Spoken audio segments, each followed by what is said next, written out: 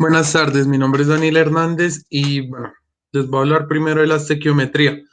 Como tal, esto aborda las relaciones cuantitativas de la química sobre una base cualitativa. Entonces, por lo tanto, resolver estas ecuaciones implica que necesitamos tener la comprensión de conceptos de fórmula química, reacción química, ecuación química, reactivos, productos, subíndices y coeficientes estequiométricos. Por lo tanto, se puede decir que la estequiometría es un cálculo para una ecuación química balanceada, que determina las proporciones entre reactivos y productos en una relación química. Entonces, el balance de ecuaciones químicas se obedece a los principios de la conservación de la masa. Nos dice lo siguiente: la masa de los reactivos es igual a la masa de los productos. Entonces, por lo tanto, la ecuación debe tener igual peso en ambos lados. Eh, la ley de la conservación de la masa, tenemos los siguientes enunciados. La masa no se crea ni se destruye, solo se transforma. En una reacción química los átomos no desaparecen, solo se ordenan de otra manera. En cualquier cambio de estado, la masa total se conserva.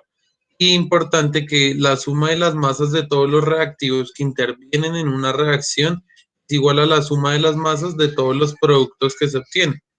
Esto nos hace entender lo que yo explicaba al inicio, que la masa de los reactivos es igual a la masa de los productos. Entonces recordemos que mol es la cantidad de partículas, sean moléculas, átomos, electrones y demás, también lo podemos llamar número de Avogadro. Los números que anteceden el compuesto, en este caso el 2 del dioxígeno y el 2 de la molécula de agua, se denominan coeficientes estequiométricos. Bueno, buenas tardes. Mi nombre es Jason Duan Torres Díaz. El día de hoy les voy a hablar sobre el proceso de combustión.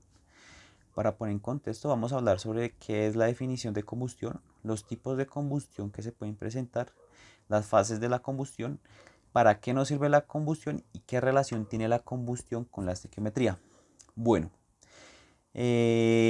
vamos a la definición de combustión, donde nos dice que es una reacción química exotérmica. ¿Qué quiere decir exotérmica? Que genera calor relativamente rápida y que se desarrolla en fases gaseosas o heterogéneas. ¿Qué quiere decir? Que ocurre entre líquido gaseoso o sólido gaseoso. De tanto manera controlada, como un claro ejemplo son los motores de combustión interna, como de manera descontrolada, que por ejemplo son las explosiones. Eh, para tener claro, pues en la teoría clásica la combustión se entiende como un proceso de oxidación rápida de elementos combustibles formados principalmente por lo que son hidrógeno, carbono y en algunas ocasiones azufre, que tienen presencia de oxígeno y liberan grandes cantidades de energía térmica. Estas reacciones suelen generarse además subproductos tales como lo son el dióxido de carbono y el vapor de agua. Entre estos también se puede agregar los sólidos, los residuos sólidos del diferente proceso que esté ocurriendo, dependiendo de la naturaleza del combustible. Esto quiere decir que la ausencia que es consumida y del carburante, que quiere decir que la sustancia que propicia la reacción involucrada. Bueno, los tipos de combustión se presentan tres: lo que es completa o perfecta, estequiométrica o neutra o incompleta. ¿Qué quiere decir? Bueno, entonces vamos a explicar de manera completa y perfecta. Dice que se llama así la reacción en la que se oxida completamente los materiales de combustible, subproduciendo compuestos oxigenados como dióxido de carbono, dióxido de azufre o vapor de agua. La estequiométrica neutra se denomina así a una combustión completa ideal que emplea las cantidades justas de aire para su reacción y que por lo tanto ocurre generalmente en un ambiente controlado, que puede ser un laboratorio principalmente. De manera incompleta, en este caso aparece compuestos medio oxidados inquemados de los gases de combustión, tales como lo que es el monóxido de carbono, el CO, el hidrógeno o partículas de carbono, etc. Bueno, este proceso tiene unas fases que se comprende en tres. La primera es una primera etapa o prereacción. La segunda etapa, oxidación, y la tercera etapa. ¿Listo? Bueno, en la primera etapa, los hidrocarburos del combustible se descomponen y reaccionan con el oxígeno presentes en el aire, formando así radicales compuestos muy inestables molecularmente y que inician una reacción de cadena de aparición y desaparición de compuestos que tienden a caer más de los que se destruyen. La segunda etapa u oxidación así genera la mayor parte de energía calórica, Cuando el oxígeno reacciona con los radicales e inicia un proceso de desplazamiento de los electrones, la acumulación previa de los radicales conduce a una reacción masiva y violenta conocida como lo es explosión. Y por último, la tercera etapa se completa la oxidación de los radicales y se conforman las moléculas de los gases y se liberan en la combustión. Bueno, vamos a hablar sobre qué beneficios tiene la combustión o para qué nos sirve. Bueno, pues principalmente la combustión nos sirve porque es un proceso en el que nos ayuda a tener energía, como anteriormente lo habíamos dicho. Al momento ese que se genera este proceso de combustión, ellos generan una energía calórica, en lo cual nos sirve para diferentes procesos y realizar diferentes actividades.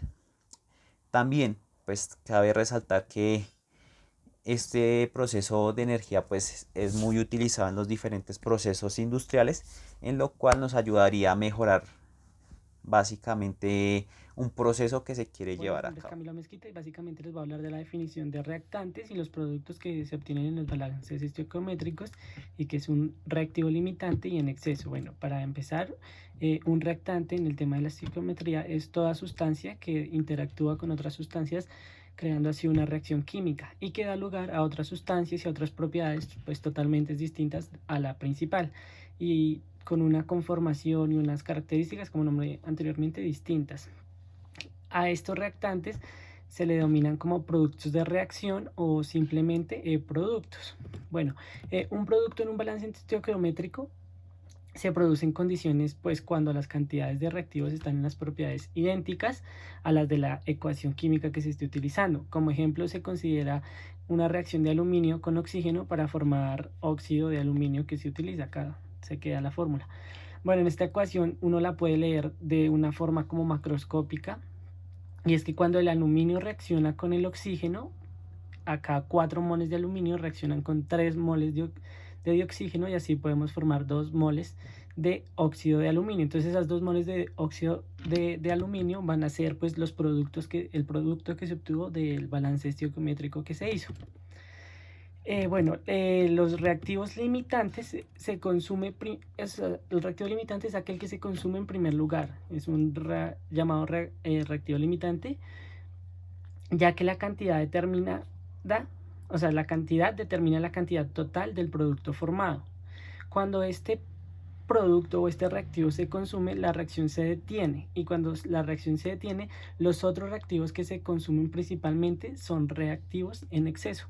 Y básicamente esas son las diferencias entre un reactivo limitante y un reactivo en exceso. Vamos a hablar acerca de la ley de la conservación de la materia o de la masa, también conocida como la ley de Lomonosov-Lavoisier, dada por sus descubridores Antonio Lavoisier y Mikhail Lomonosov, donde dicen que en un sistema aislado, durante la reacción química ordinaria, la masa total del sistema permanece constante, lo que quiere decir que la masa consumida de los reactivos es igual a la masa de los productos obtenidos.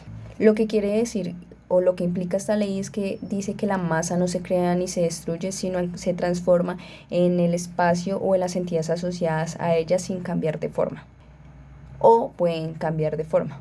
Como por ejemplo en las reacciones químicas, la masa de los componentes químicos ante la reacción es igual a la masa de los componentes después de la reacción. Esta ley es bastante precisa para los procesos de baja energía, como en el caso de las reacciones químicas. Como por ejemplo, tenemos la combustión de una vela, que es cuando esta vela arde, no se gana ni se pierde la masa. La masa total de la cera y el oxígeno molecular presente en esta combustión es igual a la masa total del dióxido de carbono, el vapor de agua y la cera que queda sin quemar cuando la vela se apaga. Lo que quiere decir que la masa de la cera y la masa del oxígeno es igual a la masa del dióxido de carbono, la masa del agua y la cera sin quemar. De proporciones recíprocas o equivalentes fue enunciada por Richter en 1792 y se completó algunos años después por Wenzel. Esta ley nos indica que si dos elementos con diferentes pesos cada uno son capaces de combinarse con un tercer elemento con un peso diferente, los pesos de aquellos elementos son capaces de combinarse entre sí, o bien son múltiplos o submúltiplos de dichos pesos. Bueno, como ejemplo, pues Para poner en caso una práctica, podemos decir que si 100 gramos de un elemento A pueden combinarse con 200 gramos de un elemento C y 50 gramos de un elemento B, también pueden combinarse con 200 gramos de C, entonces 100 gramos de A pueden reaccionar a 50 gramos de B o hacerlo en proporciones de múltiplos o submúltiplos de esta, como 50 gramos de A con 25 gramos de B o 200 gramos de A con 100 gramos de B. De proporciones o ley de Dalton corresponde o refiere a que si dos elementos forman más de un compuesto estableciéndose fija su composición entre uno de ellos, el elemento estará a razón de números naturales sencillos o enteros. También se dice que puede ocurrir que dos elementos se combinen entre sí para dar lugar a varios compuestos, lo que es contrario a la ley de Proust. Dalton en 1808 concluyó que los elementos de uno que el peso de uno de los elementos combinados con un mismo peso del otro elemento entre sí guardarán una relación que normalmente se expresa entre números enteros sencillos. Para ejemplo, tenemos la combinación más sencilla del carbono de 12 gramos con distintas cantidades de oxígeno. Al realizar esta combinación se observa que las cantidades de oxígeno mantienen siempre la relación numérica sencilla, pues que en este caso sería el doble. En la ley de las proporciones definidas, esta fue establecida por Joseph Proust en 1974, es una consecuencia natural de la idea de que los elementos están formados por átomos idénticos e indestructibles. Esta teoría fue postulada por Dalton en 1808, donde explica que cuando los elementos se combinan para formar compuestos, siempre es necesaria la misma proporción de masas de las cuales están contribuyendo para hacer un compuesto en concreto. Como ejemplo, se tiene que para combinar un cloro, sodio, siempre se deben combinar con 23.0 gramos de sodio con 35.5 de cloro para producir 58.5 gramos de cloruro de sodio o la sal, que es la común. La ley de proporciones definidas se aplica a todos los compuestos. Soy Jamie Bejarano. Las reacciones óxido-reducción son aquellas reacciones de transferencia de electrones en la que la especie que pierde los electrones se oxida y la especie que los gana se reduce. Se llama reductor a la especie que cede los electrones y oxidante a la especie que los capta. Aquí se puede observar un claro ejemplo en el que en la parte de arriba de esta reacción química podemos observar los electrones de cada una de ellas. A través de este balance de los electrones se puede obtener que el nitrógeno es aquella especie que se reduce y el estaño es la especie que se oxida. Las reacciones balanceadas son aquellas en las que podemos obtener el mismo número de átomos al lado izquierdo, que son los reactivos, como al lado derecho, que son los productos. Para ello podemos, con este mismo ejemplo, la reacción balanceada al final.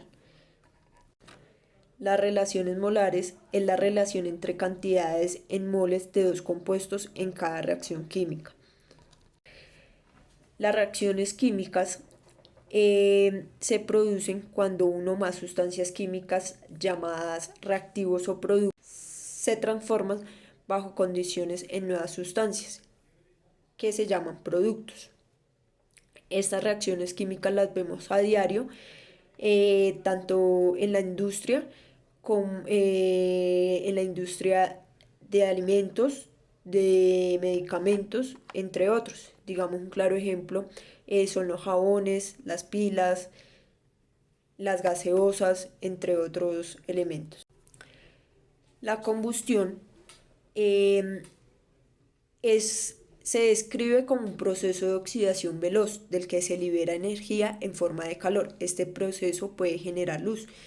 Lo vemos cotidianamente en las cocinas o en industrias también con maquinaria.